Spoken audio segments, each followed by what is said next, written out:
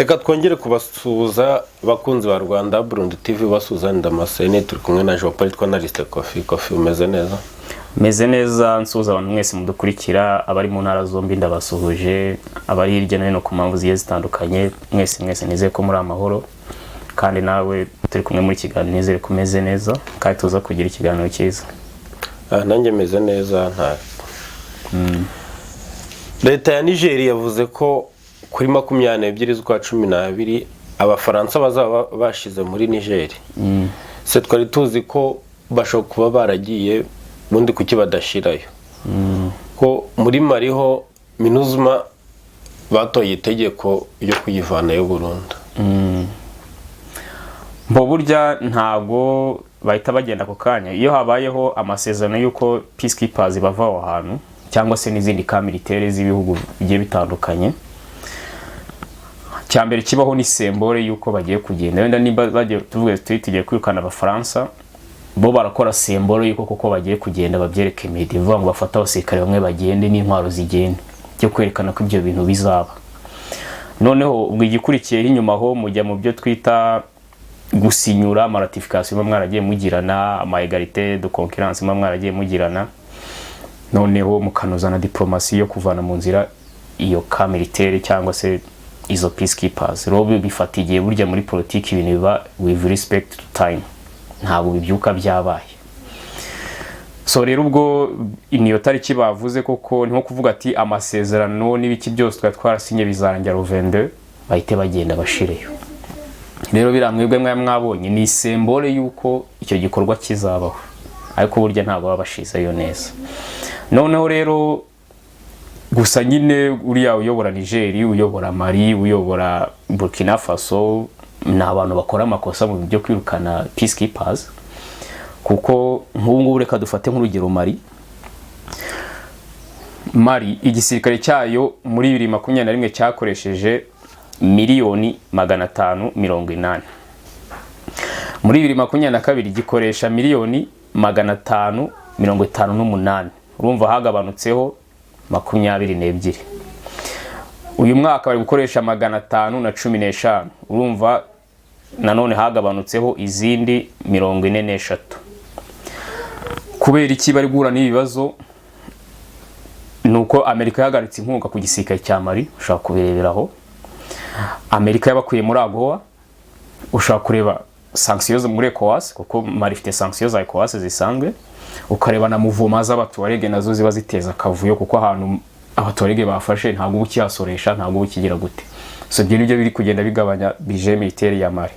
Noneho rero kugira ngo umuntu abashe kwirukana peacekeepers nabo n'izindi ka militaire z'amahanga buryo ugomba kwerekana ibintu bitatu.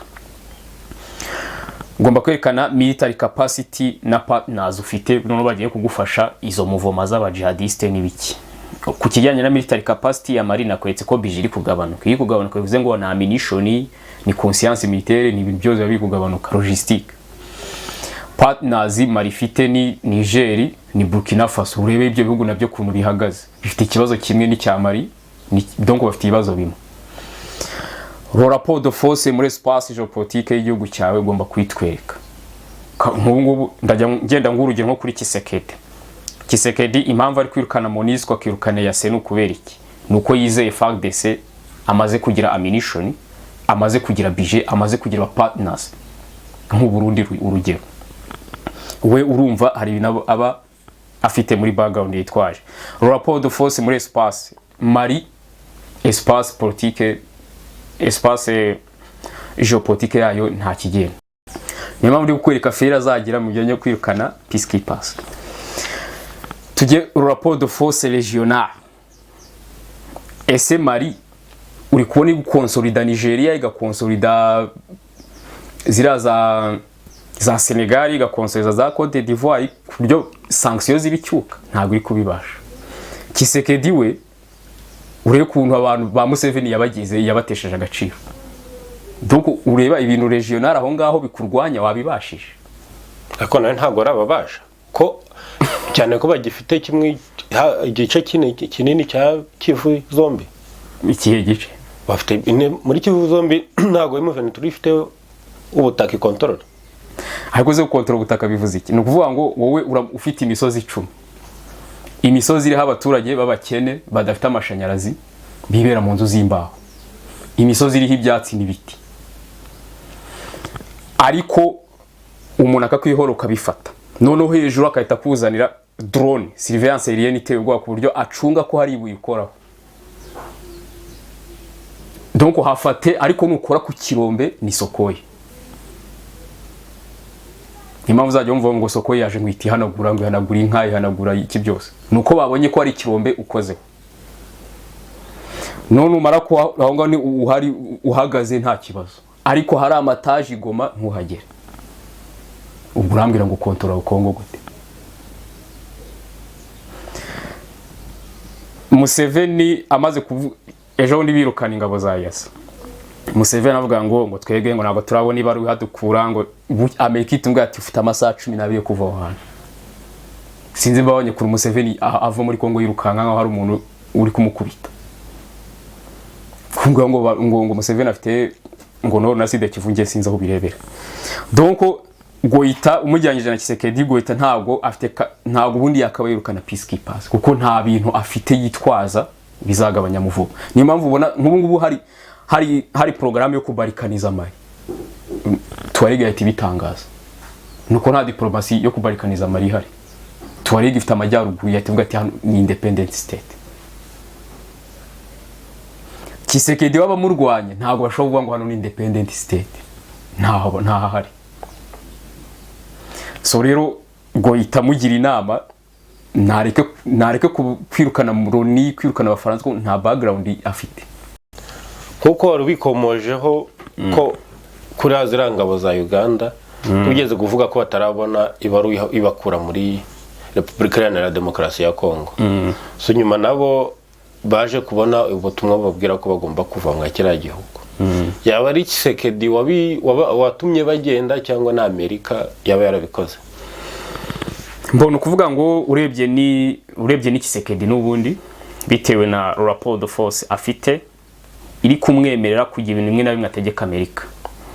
No kuvuga ngo ubundi Museveni burya akora ibintu bitewe na politika ari kubona Kenya iri gukora, kuko burya Kenya ni ishinzwe EAC. EAC rero nuyireba ukabona Kisekedi abashije gukanga Kenya akavuga ati muvana ingabo aho ngaho, ukabona Kenya sigaye afata Kongo akayizana muri EAC kandi undi bitari biteganyijwe kuko EAC yashingiwe guteza akavuyo ku mabuye ya Kongo. None ukabona Kenya nayo ishyigikiye umukandida wa SADC witwa Kisekedi, nuko Kenya hari imbaraga za geo-economique SADC yimenaho. None ro Museveni nimba ubashije gukura Kenya mu nzira, bivuze ngo abakozi ba Kenya bandi bacunga ibyo Kenya irimo nabo ubwo babagiye. Nk'ubu ngo Museveni byanga kunda byaramutunguye kuntu Kenya isiva hari yahantu. Kenya havuye bivuze ngo Museveni n'abandi bari munsi nta kintu bakivuze, nabo bagomba kwita bava mu nzira. Niyo mpamvu wabonye Museveni wasohoka mu yiruka kuva ingabo za yamaze kubona ko Kenya nayo itakiri imirimbanye yabaye icyuka. Kuva ingabo za EAC zagenda hako hari uduce zari zakontorolaga cyane utwo bari barirukanyemo M23 mbere twe yarafashe nyuma ikaduhasubiza ingabo za EAC. Ubu utwo duce turi gukontorolwa nande? Nta karanse cyangwa nta cyo cy'ingabo za EAC kiragaragara. No kuvuga ngo Kisekedi we ni mpamvu nabwiye ngo afite capacity yo kwirukana peacekeepers na za mediators kuko hari ibintu yizeye. Kisekedi yizeye military capacity na partners, abo bantu arabafite. No kuvuga ngo FARDC ntabwo ikiri ngabo za Kongo gusa, hajemo n'aba partners. Abo ngabo bashaka kwiyangaza muri icyo kibuga cyavuyemo aba mediators n'ibiki. Rero Kisekedi ya bintu yizeye, ahubwo abona ko za mediator na peacekeepers aribo baakselera imitwe.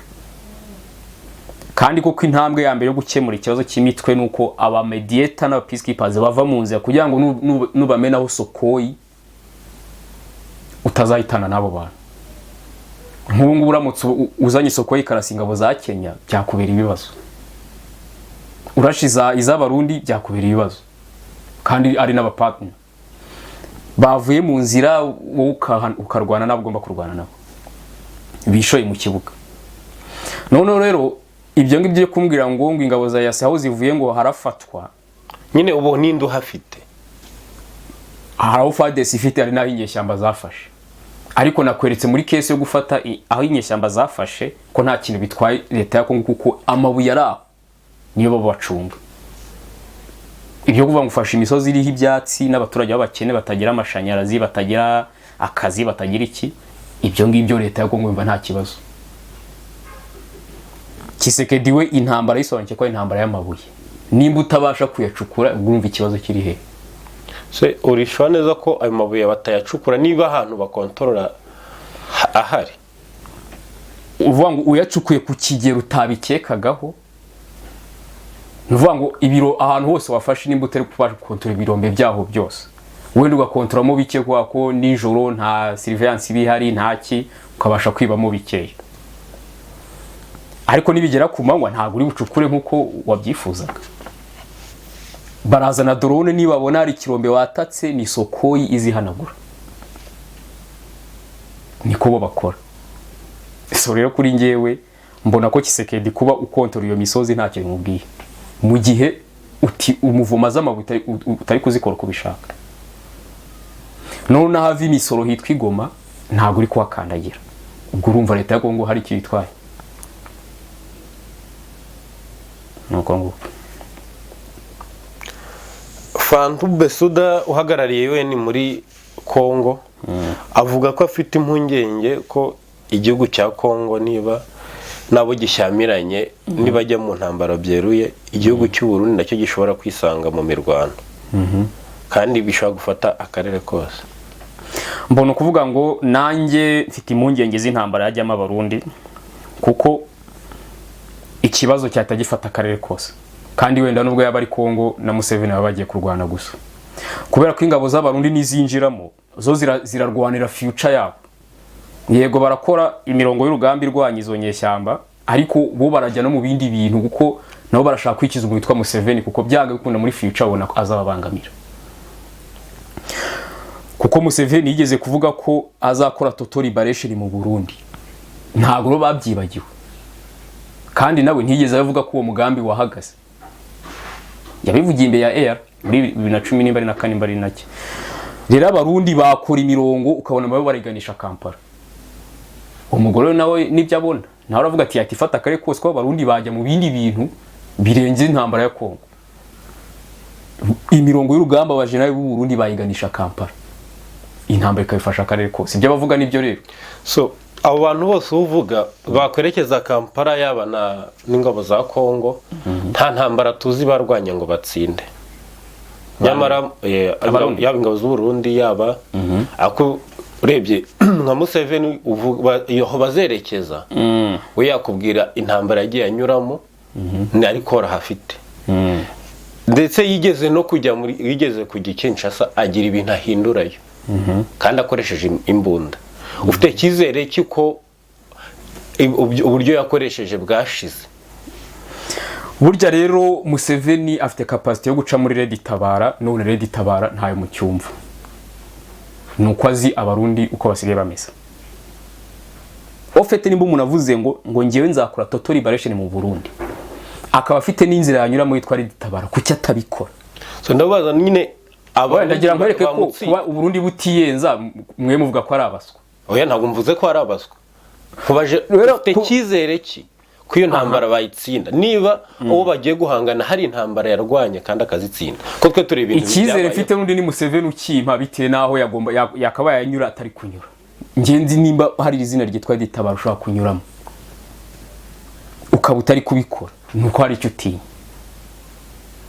Cyo ni icyambere. Icya kabiri Nkurunziza yavuye ku butegetsi 2015 tugiye kubona tonaragarutse ayobora manda ya gatatu abantu batabyifuza kuki yabibashije nuko rapport de force z'ingabo z'u Burundi none icyo gihe nta rubwo bwa n'ingabo z'u Burundi zabikoze nimbonera kure zidafite na military training nizo zirindiye leta kugeza Nkurunziza we imyaka 5 yose nta rubwo ari n'abasirikare babije kuba uwo mugore ubwa yifata kuvuga ngo intambara yaza mu Burundi yafata kare kose nuko azi force de frappe nese ahagararira ni muri Congo Fatou Bensouda ibintu yavuze yarabizi neza. Ibyo bintu rero byose nibyo ngiye nshingira yuko abarundi binjiye mu ntambara y'akarere kose ntabwo bagenda bagiye kurwanya M23 gusa, bagera Kampala niho intambara yabera kugira ngo basekirize future yabo. Nuko nguko. Kuki afite impungenge Burundi? Yego, impamvu afite impungenge Burundi nuko Tshisekedi nubwo yaba yubuye intambara na Museveni, impungenge ku Burundi nuko iyo ntambara yahita iba y'akarere kose kandi kavanaho leta y'Ubugande. Biden ahombye leta y'Ubugande bivuze nta karere yaba gifite. Ubundi ufite icyizere ko nyine bayikuraho? Icyo cyizere cyo ndagifite. So karere ubundi uvuga yafata kose nakaye ni yahita ifata akarere kose. Uvuga ngo noneho haba hajemo za kese zo kuvuga ngo Tiribi ngiyi ni igomba kudomina akarere na Tiribi ni igomba kudomina akarere. Uvuga ngo zahita zirwana. Nimba ari leta iri hari yamuhuje Tiribi wajya kwirwanirira, nundi nawe uwo ngo wagiye kurwana imba bahuje Tiribi aramufasha, bise bifata akarere nyine. Ubundi no kuvuga ngo uwo mugore arimo arabishushanya neza kandi nanjye niko mbishushanye, akabona ko abarundi binjiye muri iyo ntambara ntabwo yabikiriye Kongo na M23 gusa, kuko yahitegera na Kampala ugasanga ibintu bikuye mu maso. Ubundi ubu ngubu abarundi ntabwo bari, kandi Biden yuke ko ntabwo yifuza intambara y'akarere kose. Ni mpamvu rero ni ifite impungenge z'abarundi. Ubundi Uburundi ntabwo buri mu ntambara. Uburundi kugeza isa ntabwo buri mu ntambara. None ziriya ngabo z'abarundi baziri muri Kongo, rimwe zambaye FARDC ubundi zambaye Kongo, ntabwo ari abarundi. None se burya ari cyo twita leta, akaba nicyo twita igisirikare. Leta y'u Burundi ntabwo iri mu ntambara. Wenda igisirikare cy'u Burundi kwa misiyo gifite cyo gishobora kuvuga ko kiri mu ntambara bitewe na misiyo gifite, ariko nta Evariste yigeze adekara ko agiye mu ntambara ya Kongo. Rero ni mpamvu ngiye mvuga ko leta y'u Burundi nta ntambara irimo. Cyakora Prime niyo ngabo washobora kuvuga ngo ngende mu ntambara ko hari misiyo Tshisekedi yampaye yo kurangiza ikibazo. We rero ashobora kubivuga. Watubwiye ko Putin ibintu byose yifuza byajya en place ari uko yageze muri centre géopolitique cyane rwose. Kandi utubwira ko ushaka intambara y'aka karere kose. Kugira ngo ibintu bisobanuke. Kugira ngo ibintu bisobanuke. Wize ute ko Putin na Chine bashaka kugira ibintu bahindura akarere katahinduka n'ubundi kagasubira kuri Occident niba Putin ataragera muri centre géopolitique? Mbo urakoze cyane. Putin nubwo atarajya muri centre géopolitique ariko twamwifashisha. Ntabwo rero wabidukorera, twebwe twifuza impinduka mu karere twamwifashisha. Mbona kuvuga ngo ikindi twa profita, Chine yo iri muri centre géopolitique. Nubwo Putin atarageramo Chine irimo. Numva iyo ngiyo ni very potent. Putin nubwo atarageramo ariko ari nayo yadufasha. Ashaka kwaruma iki byose agatesha umutwe w'abantu. Nawe yabikora. None ikindi baba bategereje ni ukureba ko nawe ubwawe nk'umuntu wifuza ibyo bintu nawe donc witeguye, wabaye impirimbanyi, wazutse. Nkuko byagenze muri Ethiopia, Biden nanirwa muri Abiy Ahmed, Ethiopia ikaguma uko uyibona uko nguko, natwe hano mu kari niko twabigenza. Tumaze kugira umuperezida nka Tshisekedi wifuza impinduka mu karere hose kugira ngo haze ama demokarasi, haze ama opposition, haze donc ibintu hajemo demokarasi. Tumaze kugira urubyiruko rwiteguye kurengera ama demokarasi y'ibihugu byabo. Tumaze kugira abaperezida nk'abo Burundi bakangutse nabo biteguye intambara zo gusobanura ibintu. Tumaze kugira Chine yiteguye kurobinga ibintu byose Amerika ishaka guteza amakavuyo. Tumaze kugira Putin ugira capacity yo kumena Wagner ku muntu wese yihamagaye nimba ufite lobby y'ibyo bintu. Donc urumva twa dufite bagage nyinshi cyane. Niba uzi neza ko donc ubyumve muri cadre y'imbonera kure. Niba uzi neza ko imbonera kure z'abasivile zabashije ko kugira Burundi Amerika uko batabyifuza, natwe ubyumve muri iyo cadre. so ubundi imbonerakure bari abasivile cyangwa bari abantu batojwe? Imbonerakure ni urubyiruko rw'ishyaka CNDD-FDD. Twarabyutse bucya rumenye barabuze bati twebwe Amerika ntagomba kuyobora kino gihugu ikoresha abagenti n'ibiki, ni twe tugomba kuyoborera igihugu, ntabwo dukeneye ingabo za yase tuzikemura ikibazo.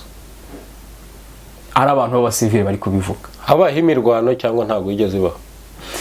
Ni ukuvuga ngo EAC yakoze ku buryo ica abarundi ibice bibiri, bamwe bashyigikiye leta abandi batashyigikiye kugira ngo barwane, none bamara kurwana EAC ivuge ngo twohereje ingabo za EAC ngo zo gukemura ibibazo, ngo kuko leta naniye kubikemura.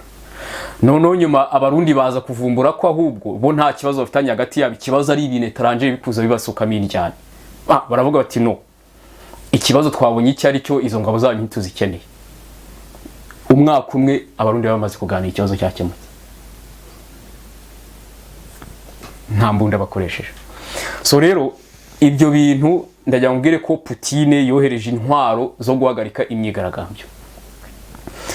Rero nibyo nanjye nakubwiraga, nubwo Putin atarajya muri centre géopolitique, hari ibintu yashaka kohereza bibafasha mu buhimbanyi bwayo. Iyo namwe mwakangutse, nanjye rero nibyo navugaga, nuvuga ngo niba twifuza demokarasi y'aka karere, ko tuzadushyiraho perezida bakamara imyaka 10 bakavaho, ko umuntu ushatse gushinga ishyaka azajya arishinga nawe agatanga ibitekerezo, ku rubyiruko tugira ijambo mu bihugu byacu, apana ibintu byo gufata umuntu umwe ngo ajye mu nteko ari urubyiruko, ari umuntu umwe ngo ahagarare ngo urubyiruko rw'igihugu cyose, nawe nta jambo afite ari icyuka. Donc niba dushaka ibyo byose bisobanuka, twandikire Putin, twandikire Chine, tuvuga ati Amerika ibihugu byacu yabizambije, yasize abagenti batesha umutwe gusa, tukeneye demokarasi, ureko batadufasha muri ibyo bintu. Kuvuga ko Putin nta demokarasi afite iwe, azaza kuyiguha nawe atayifite? Putin nta demokarasi agira kuko niko yahisemo kuyobora igihugu cye. Ngiye ndi kukubwira ngo Putin agufasha mu buhirimbanyi bwawe, iyo yamaze kubona ko hari akantu ushaka kwiboraho kuri Amerika. Niba ugiye kwinstara ibindi bintu byawe ntago abijyamo, we mwandikira ngo ati Biden ari kumbangamira kuri ibi, mfasha, ahita agufasha atitaye ibindi bintu muri umubwire. Rero we ntago turi bureke kuntu nashoboye buri gitugu biramureba, ariko twebwe adufashe kuzana ibyo twifuza.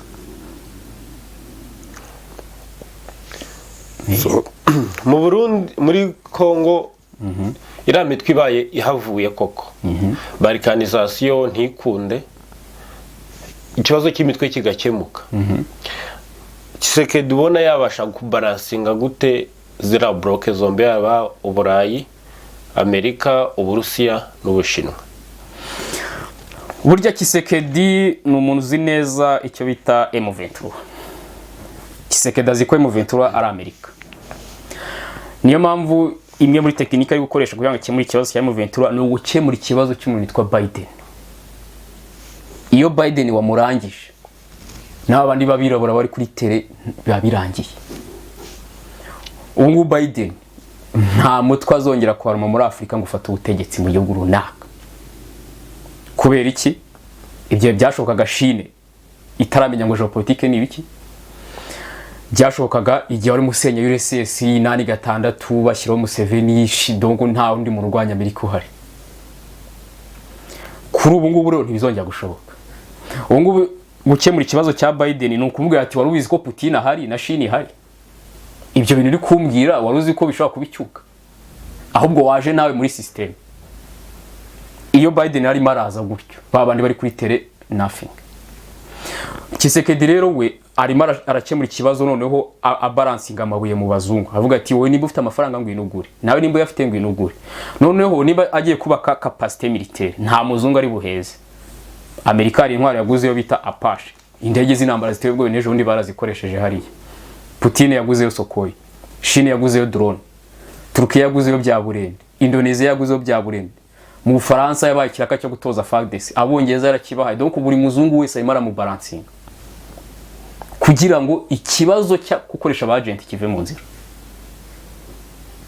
Ibyo ukeneye ngo ino bitore nudakoresheje umugenti. Nuca mu bagenti ndakoresha Putin na Chine tukurwanya ahubwo uve muri system. Ibyo rero Biden arabizi, niyo mpamvu arimo arizira muri system kuko ibintu byaguye mu maso. rero Kisekedi porogaramu z'abazungu zirimo neza nta kibazo afitanye n'abazungu. Donc we nimba uzi neza ko umuntu arimo arirukana Yasuo ukabona barimo barirukanka ba Museveni ukabona muri UN Security Council n'ubu baricara uvuze ngo MONUSCO iracyafite akamaro cyane akamaro ifite. Hari ibiganiro byo gukura MONUSCO mu nzira. MONUSCO arishinzwe kwaruma imitwe no kwiba amabuye. Nimba igiye kuva mu nzira nuko babona ko ibyo bintu byaguye mu maso. Amerika babwira imiringinga Lorenzo na Kisekedi ngo mwe mureke tubahe imihora Chine niba domine yonyine donc izana izo lobby.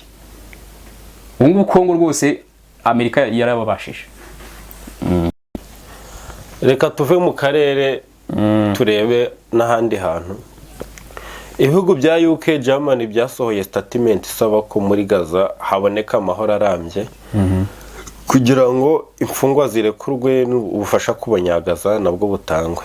Ndetse na leta ya France nayo ubwayo yasabye ko ibyo byakubahirizwa. Birakorwa cyangwa n'icyuka? Bo ibyo bintu bibari icyuka ntago babiri bukorwe. Ibihugu byose by'i Burayi biri muri propaganda zo kwerekana ko bishyigikiye Palestina, donc bari in terms of solidarity. Ariko ahantu hose Biden yashoje intambara burya nta muntu w'i Burayi wayihagarika. Abantu bashobora kuyihagarika ni abantu bashobora kuva muri côté opposante, Chine na Putin. Abandi bose uzajya umva bigaragura mu bindi bintu nta kintu ashobora gukora. Kubera iki Chine na Putin bisa nkaho ino ntambara isa nkaho itabareba.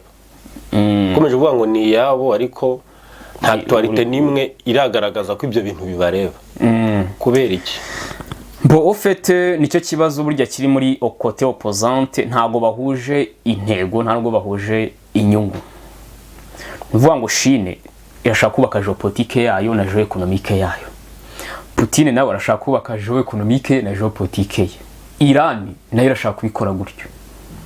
Bose bakirunda muri centre geopolitique, ntago bavuga ati mureke duhitimo umuntu umwe bari ujya makomere ajya duhagararira ibintu byose abidukorere. Ariko abanyaburayi bo bafashe Biden bamurundamo wenyine bavuga ati ujye dukora ibintu byose. Baramufasha ageramo. N'intambaro zayo Rwanda tuzatuzirohamo tugufasha. Ariko iyi côté opposante ntago ariko babigenza. Nuvuga ngo nk'intambara yari yo kugira ngo Iran nayo ije muri centre geopolitique ikanga Amerika igeremo. Ariko Putin nayo ko hari indi ntambara arimo aravuga ati ngereka bari njye ubanza njye mu mbere. None yawe tuzayigarukaho nyuma. Ko abadahuje ubumwe ngo bahitemo umwe ageremo wenda bazajye bakurana nyuma bajyemo. Putin impamvu ubona ibintu atabirimo. Arashaka ko abanza gutsinda muri Ukraine akageramo ibindi akabijyamo nyuma. Chine turebe nayo. Chine imaze kuvuga ati ndimo ndafinance intambara ya Putin havutse ni ya Iran.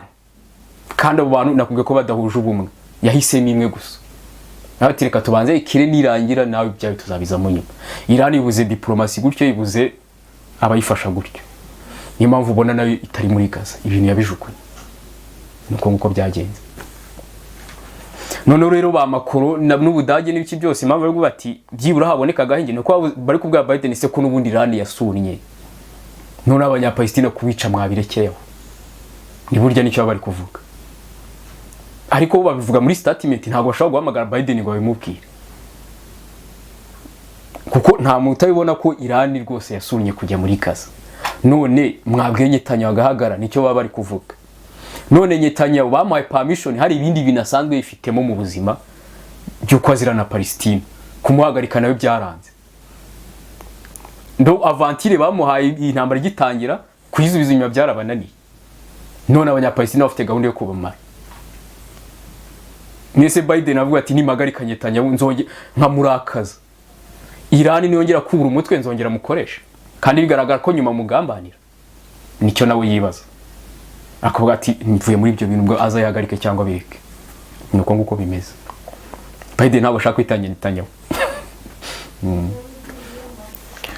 Imiryango y'abafashwe na Hamas bakomeje kwigaragambya mu mujyi wa Tel Aviv basaba ko Netanyahu yakumva ibyo Hamas isaba kugira ngo abantu nyine imfungwa zirekurwe.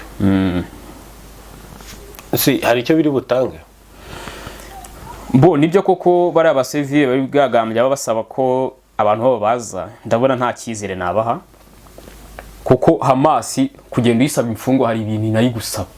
None niba ufite gahunda yo kwirandura, umuntu ufite gahunda yo kurandura yagusaba ibintu ukabyubahiriza. Hamas aravuga ati muhagarike intambara tubaha abantu ba guhagarika intambara ntibishoboka. Ni mpamvu Netanyahu kujya muri izo discussion atirirwa bijya ko ni mission impossible. So ubundi no ntambara ko bisari nkaho ari ya Netanyahu kuruta ko ari ya Israel. Ko abaturage ntibayishaka. Kandi ko iyi ntambara ubona ko abantu bayishaka ari Biden na Netanyahu.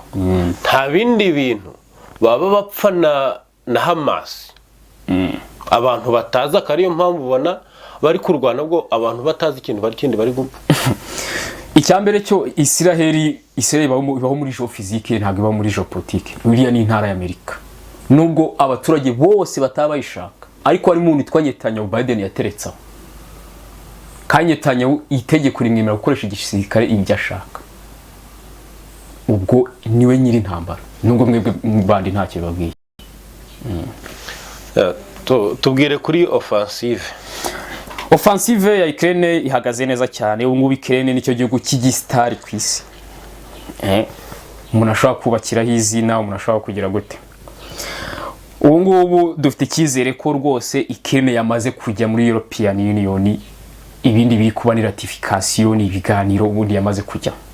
Nkuko byemejwe mu nama yahuje nyine European Union leaders ejo bundi.